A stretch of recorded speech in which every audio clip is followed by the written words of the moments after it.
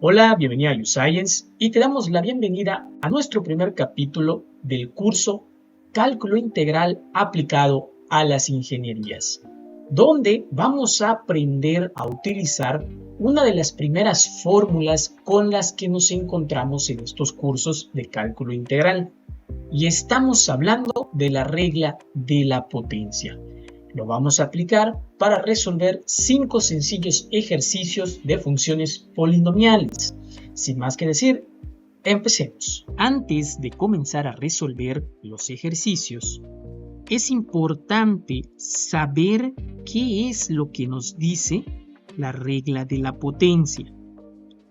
Esta nos menciona que cuando queremos integrar una función elevada a la n potencia, lo que tenemos que realizar es conservar la base de esa función y entonces a la potencia sumarle la unidad.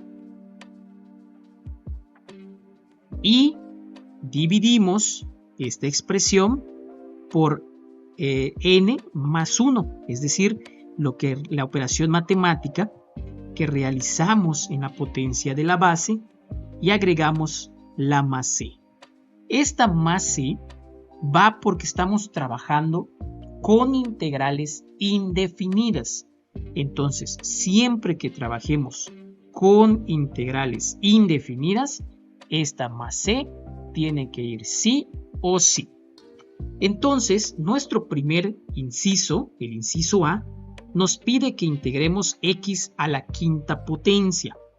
Entonces, en este caso, nuestra potencia tiene un valor de 5. Por lo tanto, conservo la base, que es lo que me menciona la fórmula o la regla de la potencia, y a la potencia, que en este caso es 5, le voy a sumar la unidad. Y esto que yo realicé en la potencia, lo voy a escribir ahora en el denominador. Y agrego más c. ¿Por qué? Porque estamos trabajando con integrales indefinidas. Y ahora simplemente simplificamos la expresión. En este caso nos va a quedar como 5 más 1, 6, entre 6 más c. Y esta sería mi respuesta final. Para el caso del inciso B, lo único que cambia es que ahora la función que queremos integrar, x cuadrada, viene acompañada de una constante, de un valor de 7. Por propiedades de la integral, podemos retirar ese 7 de la integral y entonces obtenemos la siguiente expresión, que si ahora nosotros nos damos cuenta, es lo que realizamos en el inciso anterior. Por lo tanto, conservo el 7 que retiré de la integral y ahora a la base le sumo 1 a su potencia, 2 más 1. Y esto lo repito en el denominador, más c. Bien, entonces aquí ya fue algo más sencillo de integrar al retirar la constante 7 de la integral. Simplificamos, coloco nuevamente este 7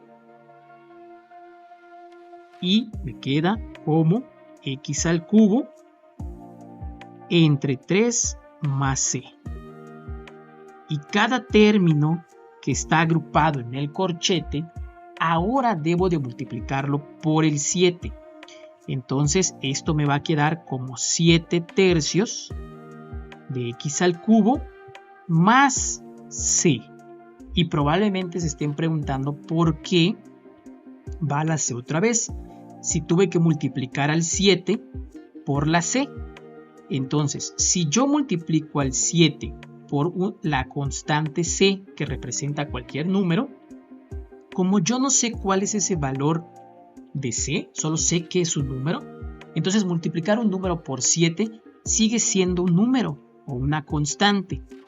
Entonces, pues la vuelvo a representar como c. Es por ello que no importa que la constante c de la integración se multiplique por otro número, siempre va a ser la constante c. Para el caso del inciso c, pues vamos a empezar con lo que aprendimos del inciso b, que puedo retirar la constante de la integral, es decir, en este caso, el 3. Y me queda una expresión de la raíz cuadrada de x, la cual debo de integrar. Sin embargo, cuando nosotros vimos la regla de la potencia, yo necesito esta expresión para poder aplicar la regla. Y aquí en ningún momento aparece una raíz cuadrada. Por lo tanto, parece ser que el inciso C va a ser difícil de resolver, pero vamos a recordar una propiedad algebraica que nos decía que la raíz de x cuadrada yo la puedo ver como x elevada a la 1/2. Entonces, recurriendo a esto, yo puedo cambiar la forma en la que estoy tratando de resolver esta integral y verla ahora como x elevada a 1/2, y ahora sí aplicar la regla de la potencia. ¿Por qué? Porque ya tengo a la función expresada en una potencia, es decir, mi raíz cuadrada la veo como elevado a 1/2, y por lo tanto resolvemos la integral. Aquí a 1/2 le voy a sumar más 1 y lo divido, o lo coloco, mejor dicho, también en el denominador. Vean que siempre se suma una unidad a la potencia, más c. Y esto nos queda como 3 multiplicado por 1/2 más 1 nos queda 3/2.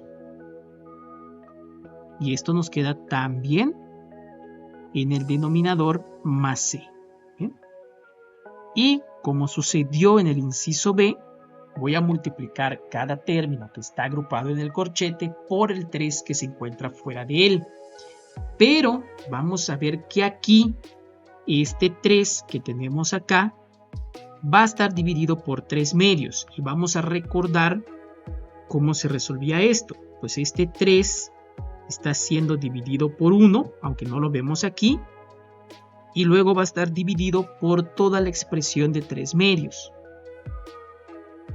Esto coloquialmente se le conoce como la regla del sándwich o la regla de externos internos. Entonces multiplicamos 3 por 2 y no lo voy a escribir como producto final, sino nada más representando la multiplicación. Y aquí abajo me quedaría 1 por 3. Y me doy cuenta que puedo simplificar el 3 y esto me queda como 2 entre 1. Y 2 entre 1 pues es 2, ¿verdad? Entonces mi respuesta final de lo que tenemos aquí, que voy a escribir ahora por falta de espacio, me va a quedar como 2 por x a la 3/2 más c. ¿Por qué más c? Porque recuerden que no importa que yo multiplique a la constante c por un número, va a seguir siendo esa misma constante. Bien, entonces esta sería mi respuesta para el inciso C. Y nada más vamos a marcar aquí, que se me olvidó, cuál sería nuestra respuesta final para el inciso B. Bien, para nuestro inciso D, algo vamos a tener que aplicar nuevo, porque yo me doy cuenta que es algo diferente a todos los incisos que hemos resuelto. Primero vamos a sacar o retirar todas las constantes de la integral que se nos permita. En este caso vamos a sacarlas como 2/5, porque el 2 esté en el numerador y el 5 en el denominador. Y entonces nos queda la integral de 1 entre x a la cuarta por dx. Pero, nuevamente, la regla de la potencia no me permite resolver una función expresada de esa manera, porque por algo se llama regla de la potencia. Tiene que tener una potencia, pero aquí lo tenemos expresado como en el denominador de una fracción. Pero nuevamente, recordando una herramienta algebraica, yo sé que 1 entre x a la n también lo puedo ver como x a la menos n. Cuando yo subo esta función en el numerador, ahora sube como su potencia negativa. Y entonces esto me va a permitir ver esta integral como la integral de x a la menos 4. Si aquí era x a la cuarta, al momento de subirlo me va a quedar como menos 4. Y aplico la regla de la potencia tal cual lo hemos hecho en los ejercicios anteriores. Entonces esto me va a quedar como x menos 4 más 1 y abajo menos 4 más 1 más c.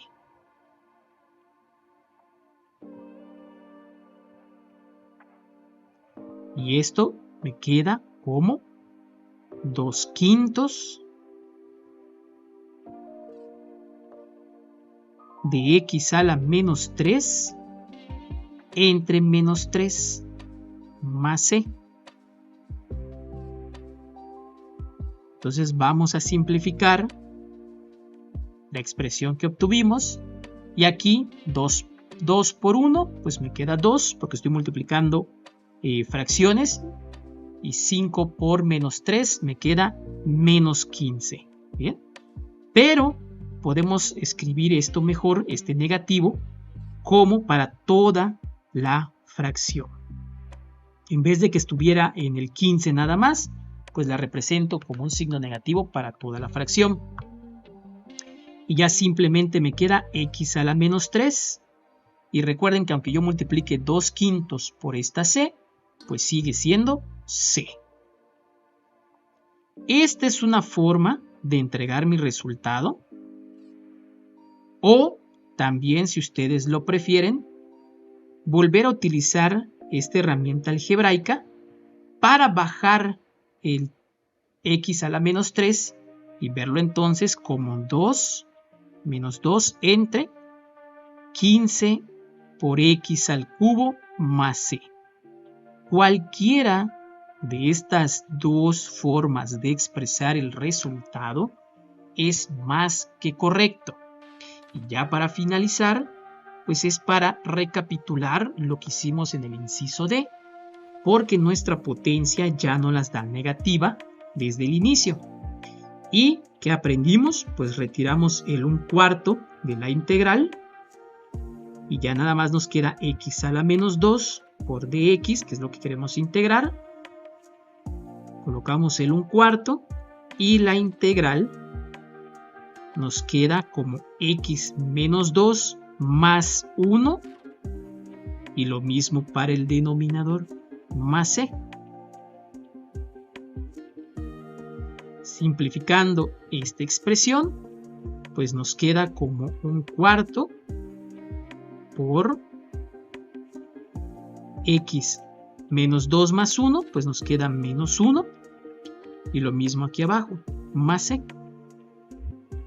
Entonces, de lo que aprendimos también del inciso D, esto lo podemos ver como 4 por menos 1 nos da menos 4, pero se lo ponemos a toda la fracción de x a la menos 1 más c, o ver la expresión que tenemos aquí para escribirlo como menos 1 entre 4x más c. Y este sería nuestro resultado. cualquiera de las dos formas de expresarlo es más que correcto. Si este video ha sido de tu agrado, no olvides regalarnos un me gusta, compartir la información y te recordamos que esto es YouScience. Nos vemos en nuestro siguiente capítulo.